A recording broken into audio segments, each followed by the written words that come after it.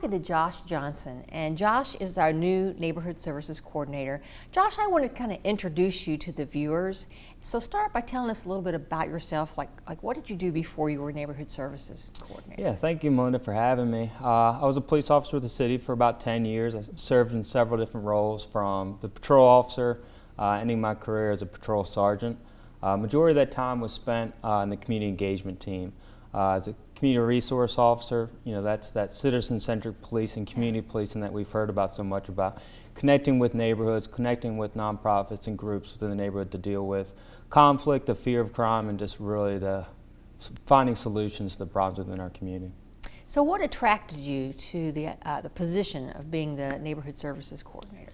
Yeah, so I wanted to continue public service. I love Roanoke. Roanoke is my home. I'm a transplant. My wife and my two daughters live in Roanoke. We shop local. We go to local parks. I had a vested interest in the health and success of our neighborhoods, and so I saw this opportunity as ability to continue that service to the Roanoke citizens just outside of law enforcement. Tiffany and Bob and you have built an incredible team over at Citizen Engagement, so I'm really excited to join the team. Well, we're glad to have you. Now, I know that your position works with a group called Neighborhood Advocates, Roanoke Neighborhood Advocates. How is that relationship? How does that work? Yeah, so RNA is a citizen city council appointed board. They're really tasked with being that liaison between our neighborhood groups, nonprofits, faith-based groups to city council. Whether it's getting resources, whether it's getting volunteers. They have an RNA petition that you can find online if you have issues in your neighborhood and you want that brought to the city's attention, whether it's city management. So my job is supporting that mission and kind of connecting those groups to city council and city management. Have you seen some changes in the last few years about how people prefer to interact with local government? I mean, because at one time we had neighborhood groups, but then we have a lot of younger people in our neighborhoods now, and maybe they want different ways of engaging. What have you noticed about that? Yeah, so I think COVID-19 has definitely changed how we communicate, how we interact with our citizens.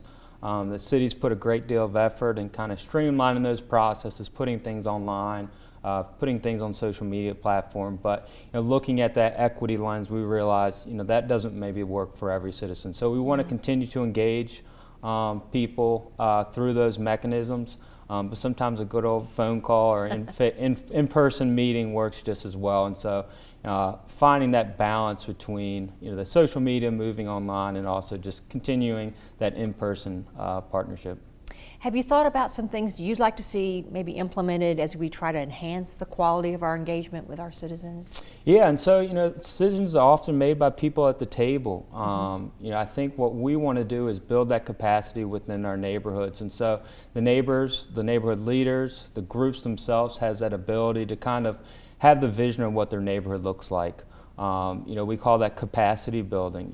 Have the vision of what your neighborhood looks like, engage citizens, get citizens organized, identify stakeholders and reliable partnerships, and really carry out a message, a policy, or a plan on how to further that through. And so we're looking at opportunities on training our groups, training our leaders, training citizens on how to move forward and really make systemic and real changes, sustainable changes within your community.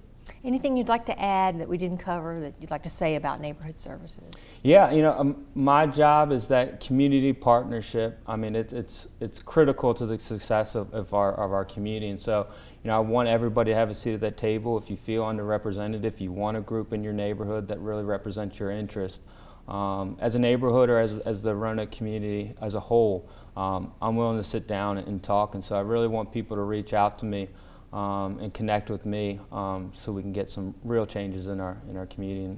Well, on that note, if somebody's watching and they want to get in touch with you, how can they contact you?